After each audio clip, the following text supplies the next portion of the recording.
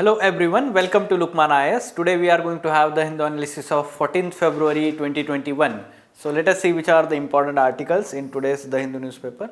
Yes, most of the articles are on page number 11, science and technology related developments, and on page number 12, FAQ page. So these both pages are very much important on every Sunday's newspaper, and they somehow relate to our examination on science and technology page. Largely the science and technology related, environment related, and we'll say geography related also developments are there, and they are more important for our prelims examination, we'll say. And FAQ page, generally on that particular page, all the issues which are recently in news, they are summarized on one particular, in that particular article. So some important points can be taken from that particular article if you are missing on all developments related to that issue. Okay, so let us try to understand again what are these articles. Let us take a review first on page number 12. For mains related articles, we will say spotlight on dams after Chamoli disaster. Yes, we have been discussing this particular incident in last 1 week. However, again this article somehow summarizes, at the same time go in detail about understanding the geography of Himalayas. So from that perspective, again we will see some important inputs in addition to other inputs we have been already taking on this issue. Bait plant and control. So the article is having context that recently one of the foreign based technological company had some analysis related to one computer that was used by the person who is accused in the violence that happened, Bhima Koregaon violence that happened in Pune a few years back in 2018. And here the analysis has said that that computer was hacked for almost 22 months. Okay, and it mentions one particular malware, that is NetWire. So what is this NetWire, and what is how it let's say exploits the information of that particular device. So this is what here we are going to understand from cyber security perspective, GS3 paper, at the same time from prelims perspective also.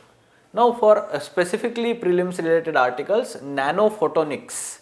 Now here the article is giving some, the scientists have developed or manipulated tiny crystals in terms of using the photonics. We will say that the small crystals are used to divert the direction of photons or light, we will say. So what do you mean by nanophotonics and what are its application? For prelims perspective, as we have in the 2020 prelims paper analysis, we have discussed this, that new technologies which has the revolutionary impact in the fields, different fields we will say. So they are of importance, and this has revolutionary impact on the electronics field in near future.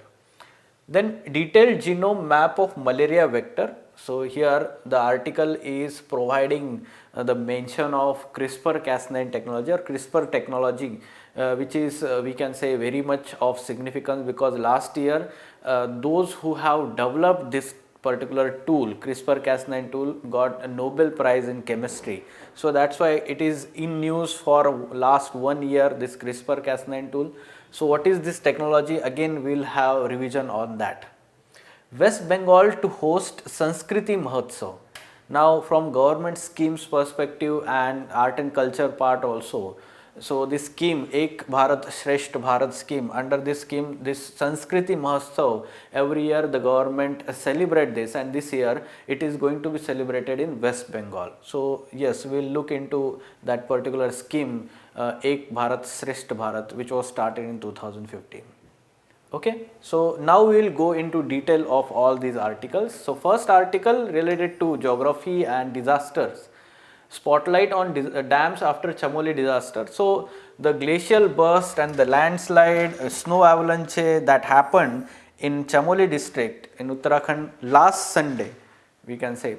So this particular natural disaster has highlighted the kind of fragile topography and geology that these Himalayas or Himalayan states have, especially Uttarakhand. So the article is talking about why is Chamoli incident of concern. So especially it is discussing the geology, or we can say whatever the fragileness of this particular region has, the reason behind this. Okay, so here we have to understand that whatever the before going into details, let me explain you what is going on here in this particular region. Okay, so we have to understand from geography perspective that Indo-Australian plate is continuously moving towards Eurasian plate. Now in plate tectonic theory we understand that there are several major and minor plates moving in different directions because of convection currents going on in asthenosphere. Okay, so because of that what is happening is Indo-Australian plate, especially the Indian plate we call it as, it is moving continuous towards Eurasian plate, and that's why there is formation of Himalayan mountains. Now the movement of this Indian plate is still continued towards this Eurasian plate, and because of that it is also said that the height of Himalayas is also continuously rising. Now the kind of force which is exerted by this Indian plate, what happens is it makes this Himalayan region more prone for movement of rocks along different faults. Okay, so the particular fault, we will say that the fault line is the main central thrust, MCT. You can see here the article mentions this MCT as the fault line from east to west direction. It is the boundary between actually the Indian plate and Eurasian plate, and it separates the greater Himalayas from lesser Himalayas. You can see these are the lesser Himalayas and these are the greater Himalayas. You can see that. So what this Indian plate movement is doing here is that these crustal rocks of lesser Himalayas are getting pressed underneath of greater Himalayas, and because of that whatever the region is there along this MCT, it is more vulnerable for further imbalance among these rocks, and that's why there are more and more chances of tectonic events in this region. So that's why we call it as tectonically more active region. Okay, because of this. So, and this Uttarakhand state lies in this region, particular region, and because of that we are experiencing such kind of events continuously. Okay, so this is the explanation that we have to understand. The MCT, main central thrust, then there is again other boundary thrust or fault lines like main boundary thrust.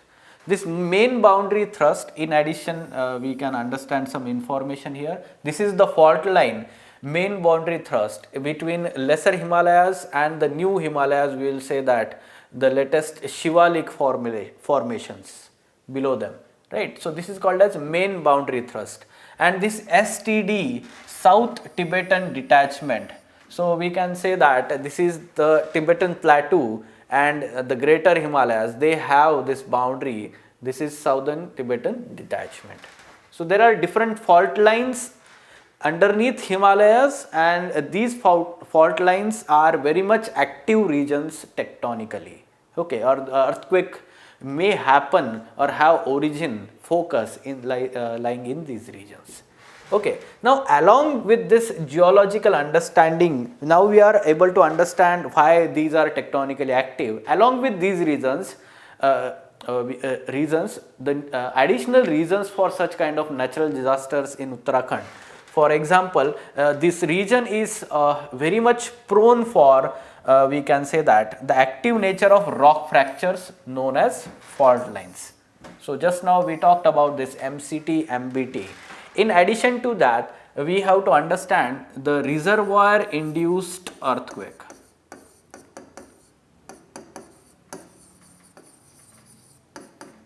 So reservoir induced earthquake means what happens is whenever we dam a particular river, suppose a dam is built like this. So what happens is the river flow is obstructed and there is reservoir created here in this region, and this reservoir is so huge, its mass is weight is so huge that the kind of pressure exerted on the underneath rocks, this is somehow there is imbalanced in that underneath rocks created because of this weight. Now this particular reservoir is not constant, because in summer there will be less amount of water available. In let's say monsoon times there will be more water available here, or because of melting of snow also there will be more water available, and this is fluctuating continuously, and that's why the underneath rocks have to continuously adjust to that pressure. So we can understand that because of that, this was observed in Tehri Dam, the earthquake that happened near Tehri Dam. So this is the reason here, that whatever the reservoir created because of Tehri Dam, this led to huge pressure on the underlying rocks that land, and somehow that became the tectonically active region. Okay, so this is also the chance whenever we build such kind of large hydropower dams in Uttarakhand, right? So in addition to that, already this region is prone to landslides. This is also, we will say, and we can understand that rainfall is continuously happening, and as we know that the rocks are made up of sediments here, so they are loosely attached, we can say that, and they are more prone to landslides. So that's why threat of landslide is more in Himalayas, and along with that, in addition to that, intense rainfall and the kind of man-made activities like construction, habitation in that region that is happening, infrastructure building like roads and we can say bridges that are being built, all these contribute or increases the vulnerability of this region, right? So that's why we have to understand why Uttarakhand is more prone to these natural disasters. Natural disasters, first earthquakes, second floods, flash floods, or such kind of snow avalanche or landslides, all these are natural disasters. These Himalayan states are more prone to that. Then in addition to that, one of the United Nations report, or sorry, not United Nations, IPCC, Intergovernmental Panel on Climate Change report, suggests that there will be more and more such natural disasters because of climate change. Because of climate change. Also we have to understand climate change is also leading the changes in the monsoon rainfall pattern, and because of that also it is going to increase the frequency of natural disasters. So this is also one of the reason for that, right? And lastly, we can say that, are expensive hydroelectric project worth investment today? So here many such studies, even the expert committee of government has also said that such kind of dams are not beneficial, they can give more harm than the benefits. At the same time, many such let's say movements led by like Chipko movement or Sundarlal Bahuguna, who also focused in those regions in Uttarakhand state that protection of natural environment is very much important to protect the life of the people, livelihood of the people, at the same time the wildlife protection, right? So all these things are very important. So if we do the cost benefit analysis, instead of building such large dams, small hydropower dams, especially runoff river projects. So here we can mention the runoff river projects should be built instead of large dams. And second thing you can mention here is that solar energy should be trapped instead of hydro energy, if we are focusing on renewable energy as as let's say measure of reducing the carbon emissions, right? So in this manner you can attempt this question again. Somehow we are repeating the questions but surely the focus of UPSC examination will be on this. Why Uttarakhand is more prone to natural disasters? Do you think hydropower is suitable way forward for development in Himalayan region? Justify your view. Okay, so you can attempt this from this above discussion now we have done here. Yes, bait plant and control are on article on page number 12. Here the context of this article is that one of the person who is alleged to be involved in in that Bhima Koregaon caste conflict and the violence that happened, riots that happened. Here one of the analysis that has been done by one foreign company on the computer of that person has said that whatever the data has been stored on that computer is not stored by that person, rather by hacker. His computer was hacked for almost 22 months, and that hacker has been storing those files in that computer. Okay, and that's why it is of our concern here that what kind of malware was used and what was this kind of cyber security threat that we are experiencing here. So it mentions this NetWire malware. So what is NetWire? This NetWire, this first surfaced in 2012, a well-known malware and most active, one of the most active today. Okay, so malwares are specially used or designed for two purposes. Okay, essentially does two things. One is data exfiltration, which means stealing of data. Okay, so generally most of our antiviruses are prepared to tackle such kind of thing for stealing data. However, the second most important thing we have to understand that these malwares they can infiltrate the system, and this becomes the problem challenging for antivirus. Okay, antivirus systems. So once that malware infiltrates that particular system, then there is a command and control that is done by that command and control server of the hacker. Okay, and that system does whatever that is commanded by that server. Okay, so this is the major threat we are experiencing here, and such kind of NetWire is an off-the-shelf malware that is designed and sold to particular entity or nation. It is custom made and sold to nations. Okay, it is custom made and not, let's say, in general used to spread the panic or something like that, right? So we have to know about the different cyber security threats. What was the question in just now conducted 2020 mains in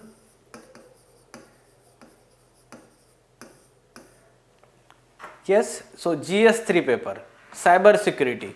So what are the different kinds of cyber security threats and what should be done to tackle them? So such kind of questions, simple question, straightforward from the syllabus points.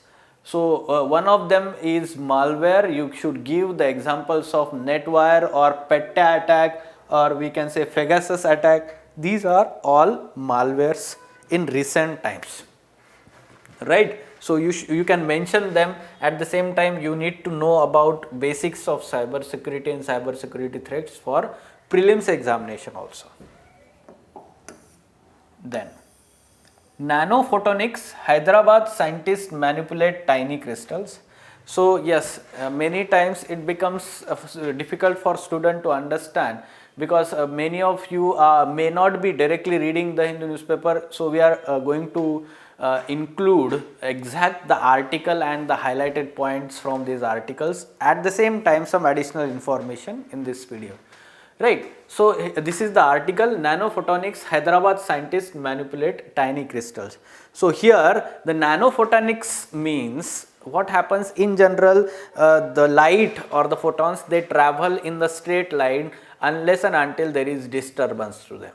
Right. Now this photonics means this is the field of, we can say, optics, and at the nano level this speed of light and this direction of light is changed with the use of these nanocrystals. Okay, so this is how they are going to be used further, as they have potential applications in devising such electronic devices which are of very nano scale. Okay, so specifically using only photonics, that means use of light only. Okay, so we have to understand this from prelims perspective, what is this technology here. Okay, so yes, photonics. The crystals are normally rigid, stiff structures, but researchers from University of Hyderabad have shown how crystals can be sliced and even bent using atomic force microscopy. Manipulating them with precision and control comes in a very useful field of nanophotonics. Okay, so what they are doing here is they are bending the crystals. Okay, and bending the crystals with the help of this atomic force microscopy. Bending these crystals is going to be helpful in devising those nano, let's say electronic devices, we will say. Okay, so nanophotonics, a qualitative emerging field where aim is to go beyond electronics and build up circuits driven entirely by photons, that is light. Okay, so we know that light when left to itself moves also in straight path. So it is crucial to develop materials and technology that can cause its path to bend along what is required in the circuits, right.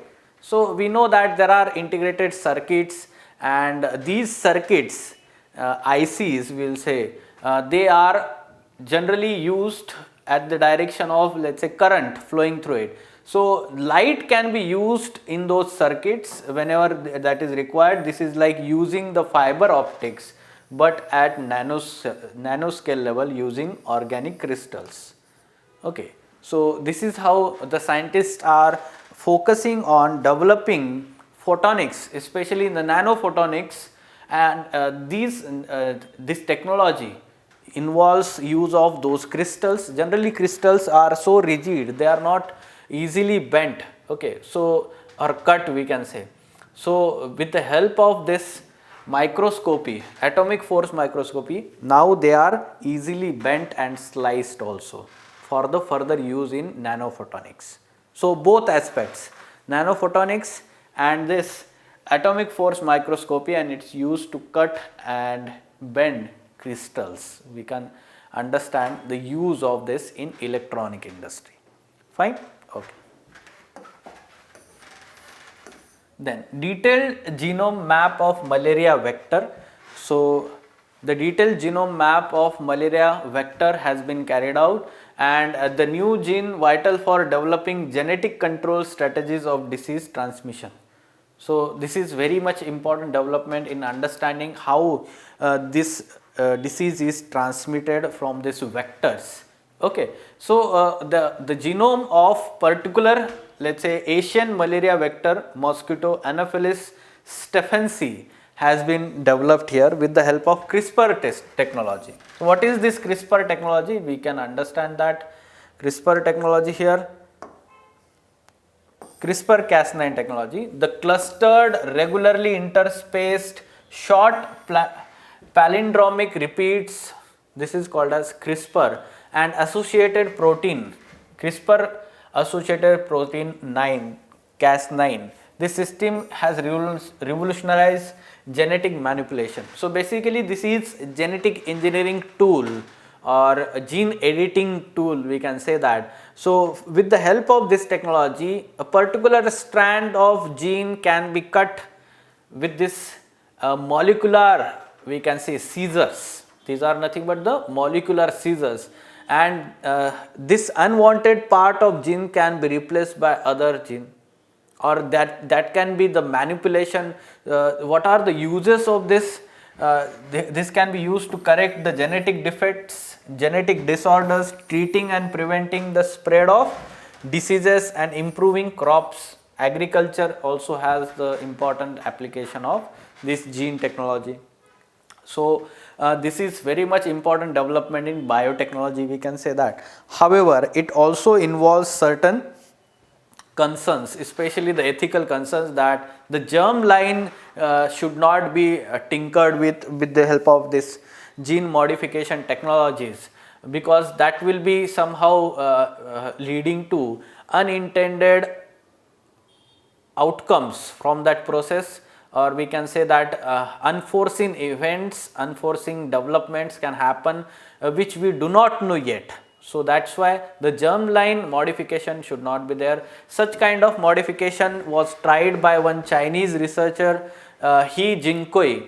So he had claimed that he used CRISPR to produce the world's first gene edited babies to make babies immune to infection by HIV virus, right? So that was severely criticized, and that scientist was at the same time all over the world. Such kind of let's say restraint that needs to be used by this scientist is emphasized, so that there will not be unintended outcomes by use of this technology. So CRISPR-Cas9 technology, gene editing technology, molecular scissors. There was question in prelims examination, I guess in 2019. So CRISPR-Cas9, sometimes seen in news, this was the framing of question, and there was molecular scissor, one of the option. So you need to know, and yes, surely there can be question further on applications. So applications you can know about this, right? Yes. Yes, West Bengal to host a Sanskriti Mahotsav. So this is cultural ministry, Union Cultural Ministry flagship festival, Rashtriya Sanskriti Mahotsav (RSM). This is to be held this year in West Bengal and inaugurated on 14th February 2021. Okay, so this cultural let's say celebration festival, this is the 11th edition now. This is the 11th edition. Last year due to corona we could not have, but now after 10th edition that was conducted in Madhya Pradesh in 2019 or celebrated in 2019. Now this is the 11th edition in West Bengal. This is celebrated under the scheme Ek Bharat Shrestha Bharat initiative. Okay. So this Ek Bharat Shrestha Bharat initiative was announced by our Prime Minister in 2015 on 150th birth anniversary of former Home Minister, we can say, or the birth anniversary of Sardar Vallabhbhai Patel. So yes, as the name suggests, Ek Bharat Shrestha Bharat, yes, he had the immense contribution in integration of the country, integration of princely states within India. So that's why this is nothing but, we can say that in the name of Sardar Vallabhbhai Patel and his birth anniversary, this scheme was launched or initiative, Ek Bharat Shrestha Bharat. So this innovative measure to nothing but the knowledge of culture, traditions and practices of different states and UTs. Here different let's say artists and the cultural aspects of different states and union territories, tribal art, and their work is showcased and is celebrated, cherished in this festival. Okay, so that's why it is important, Rashtriya Sanskriti Mahotsav. So what are the objectives of this Ek Bharat Shrestha Bharat initiative? So we need to know about that initiative also. Objectives. So it was started in 2015 and there are 5 objectives. Celebrate the unity and diversity of our nation, promote spirit of national integration, showcase rich heritage, culture, customs, traditions, establish long-term engagements, create an environment which promotes learning between states and sharing best practices and experience. So yes, there can be question on this particular scheme, so you need to know about this. 3 things. 1, launched in 2015. Second, to commemorate the birth anniversary of Sardar Vallabhbhai Patel. And third thing you need to know is that one thing, it comes under Ministry of Culture, and second thing is that the objectives of this particular initiative. Fine. So yes, these were important articles from Sunday's newspaper. Especially always keep in mind page number 11 and page number 12. especially science and technology page and FAQ page, very important for our examination. ठीक है, सो आपको अगर ये video पसंद आता है तो इसको लाइक कीजिए, कमेंट कीजिए, शेयर कीजिए अपने फ्रेंड्स के साथ और हमारे चैनल को सब्सक्राइब कीजिए. For further information on editorial discussion classes or ED classes, wherein in-depth analysis of mains related issues and articles is done by Ansari sir and team, you can contact Lukman IAS. Thank you.